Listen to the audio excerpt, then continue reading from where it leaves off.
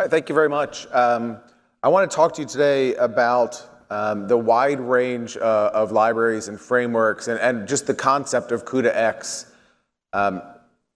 Jensen talked about in the keynote, that we built CUDA over 20 years ago, and CUDA is this core foundational software piece that marries our hardware to your software. And CUDA-X was the next logical step for us, that if we want to accelerate every possible workload, that we need to build libraries and frameworks to enable you to do that. And so not just accelerating a single application, but developing libraries that will accelerate all applications. And really, we've applied it in so many different domains.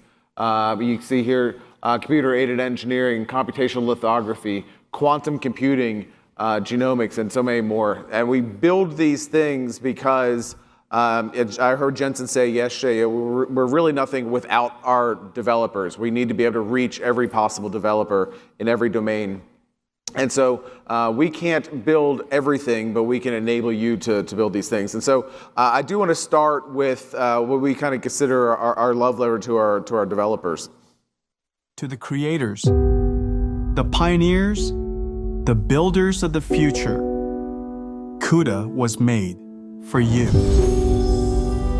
Since 2006, 6 million developers in over 200 countries have used CUDA and transformed computing. With over 900 CUDA-X libraries and AI models, you're accelerating science, reshaping industries, and giving machines the power to see, learn, and reason. Now, Nvidia Blackwell is 50,000 times faster than the first CUDA GPU. These orders of magnitude gains in speed and scale are closing the gap between simulation and real-time digital twins.